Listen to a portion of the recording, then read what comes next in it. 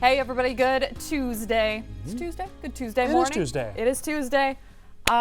We did some dancing. We did some dancing on the stream. It was a lot of fun. We did some line dancing. It was traditional line dancing, right? Because Yes. it reminded me of something that you do in like a wedding reception. But 100%. It's a little bit more, I don't know, cowboy-esque. Yeah, you countryfy it, right? I suppose, yeah. Yeah, so I think we were talking about some of the core moves. It's a lot of grapevine. Throwing like a kick it's like here and there. Slapping your knee. A little bit of a lasso pretending you have a hat on at and times. pretending you're at a line dance. So that was fun. So it was all about the rodeo that's coming to Minneapolis. It's like the first outdoor rodeo in like an urban setting here in the Twin Cities. So for one day only. Pretty cool stuff. Yeah. There's a bunch of the smaller rodeos that are kind of outlying. I mean, you got the Hamel Rodeo. I remember as a kid going up way up northern Minnesota, they have the Effie Rodeo, which is up in the small town of Effie outside of Big Fork, which is another small town, but way up north. But it's a lot of fun. So we're getting to that season too, where summer temps and folks just want to spend more time outside. Yeah, I remember I went to a lot of rodeos growing up because it was one of the only things to do. Oh, sure. In my small town. So it was like one town had their rodeo on Thursday night and one had it, so it was like these string of small towns, right? And one had Wednesday, the other had Thursday, and then the big one was Saturday. Do you have people that go to every single one of them? 100%. Leading up to the big one on Saturday? Yeah, there were girls, I don't know if there were any girls my age, but there were girls my sister's age who would barrel race in like every single rodeo. Oh, cool. It was like a big thing. Like go on a tour every week, essentially. Sure. So, I mean, you got to be in really good shape to do that kind of stuff. So hats off to them. Yeah. Cowboy hats off. Literally, hats off. Yeah, so that was fun.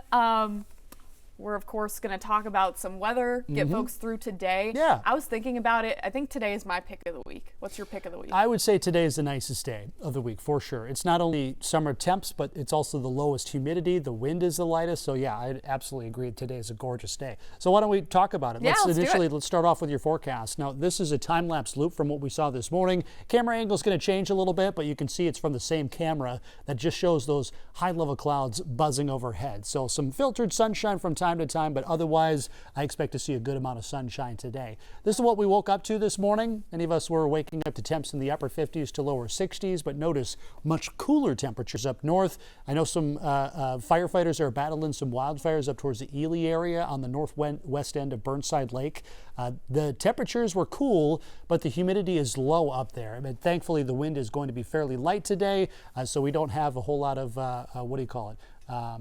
wind to deal with. Today, filtered sunshine, beautiful conditions, 84 degrees for a high, and the next 7 days, very summer-like. In fact, 80 degrees or warmer every day from today, possibly through the middle part of the month. I don't see anything changing as far as our temperature forecast goes. You see a little dip as we head into Thursday. That's mainly due to the best chance for rain. A couple of showers early Thursday and then the potential for some thunderstorms, some of which could be on the stronger side Thursday evening.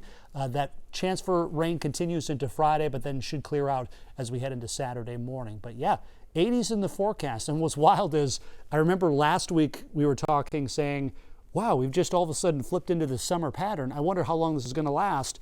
It continues to last. Again, we don't see any changes, major changes in the temperature forecast moving forward. Yeah, there really haven't been. So we have this streak of 80s that we're going to keep going. And then I think something that I always forget to do is I oftentimes forget to look at the lows and kind of think about what does that mean? Like a low of 67 on Monday morning, yeah, it's going to be humid. Yeah. That's muggy. For sure. And also keeping in mind that these temperatures are already way above average. So you can see the averages up there in the top right-hand corner, averages for this first week of June, lows in the 50s, highs in the 70s. By the end of the month, that's when we see average lows in the low 60s with highs in the low 80s. So even then, that's not as warm as what we're seeing at the start of next week. By the way, happy meteorological summer to Yeah. those who celebrate. That began on Monday, June 1st, the start of a new month and the start of a new season. Yeah. So meteorologists use these months, June, July, and August. We deem those as the summer months. Those dates never change. They always stay the same. It helps us keep track of data and statistics. Astronomical summer, that doesn't begin until June the 21st. And that date and time changes year to year. It's always around the 21st, but it can be as early as the 20th, as late as the 22nd. So that doesn't help when you're trying to keep track of like specific data. So Right. That's the one you see on your calendar. Yeah, too. that's the quote unquote real summer that Yeah. begins on that time. So it just means that that's the longest day of the year. That is as far north as the sun gets, that the sun's rays get it. So that sparks the start of summer in the northern hemisphere. Yeah, it's going to be interesting too to have just that sun up so late. It's already, the days are already It's super long. already happening now. I mean, the sunset officially on paper I think is like 8:53 right like now. that, yeah. But 9 p.m. you still have the light. Yeah, out. and what's cool too is like during the spring months, you could really tell, a week in, week out basis, that the amount of daylight you're seeing, it's changing, right? It's just getting more, those days are getting a lot longer at a rapid pace. The days are long now, but the rate at which they're changing is really slow. You said sunset is like 8:50 something? Yeah. I mean, the latest sunset is like 9:03, 9:04. That's not too far away. So these are the longest days of the year. And we keep on seeing them getting later. I believe it's all the way through July 9th or 10th. That's right. And then we slowly start taking away. It happens really gradually and then all at once. I think it's in November when it's like, oh man, we're losing a lot of daylight fast. It's really getting dark around here. Yeah, of course. That's a long ways away. And of course, we have that the seasonal lag to look forward to. So even though the longest day of the year and the start of summer, I keep doing this because meteorological summer versus astronomical summer, but the start of summer on the 21st is it's not the warmest time of year.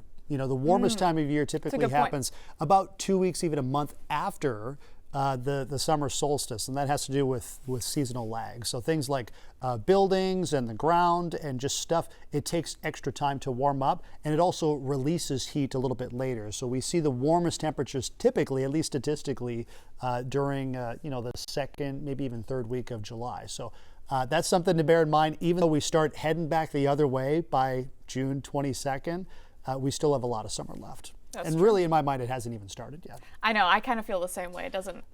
It's still ahead. Yeah. Which is a nice feeling. It's just around the bend. But enjoy today, because you said today is going to be a gorgeous day outside. I would say this lovely stretch lasts at least through tomorrow afternoon. Then it gets a little unsettled the second half of the week. And by unsettled, I mean several chances for showers and even a few thunderstorms. That chance begins as early as Wednesday evening into Wednesday night. We'll see some showers early Thursday, and the best chance for thunderstorms appears to be Thursday afternoon into the evening, and even a chance at a couple of severe storms as well. There's the high clouds we're dealing with. This is our radar satellite composite. These are stemming from some showers that are now dissipated for the most part over eastern Nebraska.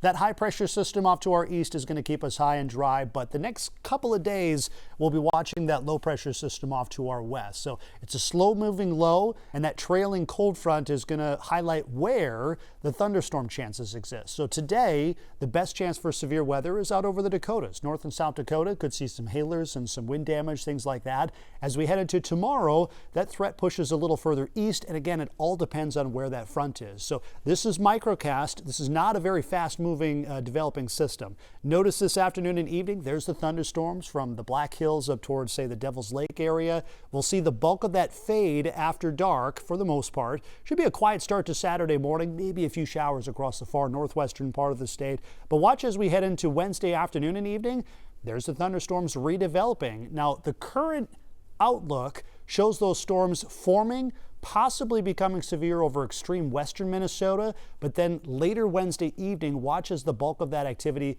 kind of fizzles, just like what we're going to see tonight. So that's kind of a conditional threat. We could see some rumblers during the overnight hours, Wednesday night into early Thursday morning, but most forecast models have the bulk of that dissipating around daybreak on Thursday. However, a couple of showers as we start off Thursday, and notice now that front is in our neighborhood, and it's along that front that we'll see the potential for any stronger thunderstorms. This is that severe weather outlook for Thursday, Courtney. Yeah, so for Thursday, I think the greatest threat for severe weather will be out to the west of us, where you see that big yellow blob. That's up to a level 2, or what we call a slight risk for severe weather, and then all of that green area indicates that level 1. So that's all of central and southern Minnesota, also includes portions of Wisconsin. So that tells us that there is a non-zero chance to see severe weather. It's just a day that you want to pay attention. Make sure your plans are flexible there. I do think that if we were to see those severe storms develop, the greatest threats would most likely be wind and or hail. Kind of depends on how those storms form and behave. If we get more of a linear system or a QLCS, that tends to lend itself to a wind-related threat. And then if we get more clusters on the radar, those blobby type storms, those are typically our big hailers with some really strong updrafts. So we shall see. We have a different outlook. This is a different thing. This is our excessive rainfall outlook from the Weather Prediction Center. This is also a level 1 or a marginal, level 1 out of 4. It's a similar area as well with all of southern Minnesota, central Minnesota. So you've got the Twin Cities in there and a little snippet of Wisconsin. This tells us that there's roughly a 5% chance that we see flash flooding. So really the flooding threat here is not high at all. We're not really concerned about that, but the potential to see heavy downpours may be indicating some brief nuisance flooding, some runoff, things like that. I think that's certainly possible with this setup. And the one thing we know is these storms, it is a conditional threat, meaning we still have a couple of days of storms to get through before we get to Thursday afternoon and evening. So a lot can change between now and then, but we do know that these storms are probably going to be slow moving as well. So just a heads up, it's an active pattern the second half of the work week, several chances for showers and thunderstorms. And as Courtney mentioned, you know, we do see a small risk for some heavy rain that could lead to runoff and some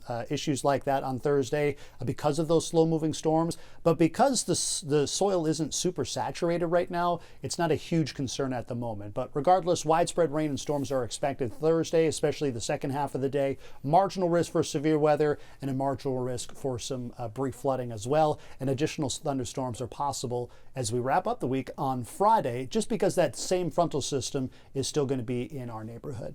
Yeah, and it's kind of one of those tricky scenarios where we do have to take it day by day, because what ingredients we have present by Thursday is going to in part depend on what happens tomorrow evening as that front approaches from the west. So there's a chance that the chance for storms on Friday will go down. There's also the chance it could go up. It just kind of depends on the atmospheric contents by the time we get to the end of the week. But today, we can tell you for sure it's going to be a beautiful day. We've got that lower humidity, widespread 80s. Looks pretty good to me. And yeah, some light winds, lots of sunshine, some high clouds will kind of filter overhead throughout the day. I think it's going to be a great night for baseball. I mean, I know that they won last night. Maybe it was weather related, because I was on a walk and I just thought, what a beautiful evening. And I think tonight a little bit warmer too. First pitch is at the same time it was yesterday evening, but it'll be a little bit warmer this evening. And you know, with the months of April and May now in our rearview mirror, those are kind of the unsettled months. Those are the months where we tend to see things very streaky. It can be cold for a time, it can be warm for a spell. Now we're in that time of year where the weather's a bit more settled, where things last a little bit longer. And you can see that with our extended forecast too. Is great. It should be great weather for outdoor events. You can see at the ballpark at Target Field today, temperatures are going to be gorgeous.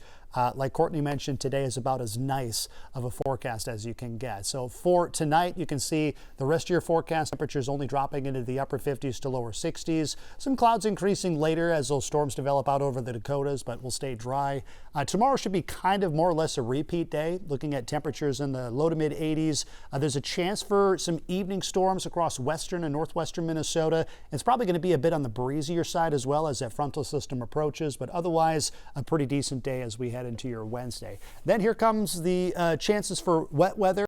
Wednesday, call it late evening, overnight, some scattered rain, some thunderstorms possible Thursday, and that chance lingers into Friday as well. Some morning showers still possible on Saturday, but that's that chance inception that we were mentioning. It's very conditional, so we do not anticipate a washout. The trend is for a mostly dry weekend, Saturday and Sunday, but because it's still several days out and because we're in that thunderstorm season, there still is a risk for some storms as well. Humid conditions, that does appear more likely, and of course humidity does fuel those thunderstorm chances. So Enjoy today, and most of tomorrow looks like weather will be fairly quiet. I'm meteorologist Ben Dery. This is meteorologist Courtney Aitken. Thanks for chatting weather with us. We have more news and, of course, more weather coming up right around the corner.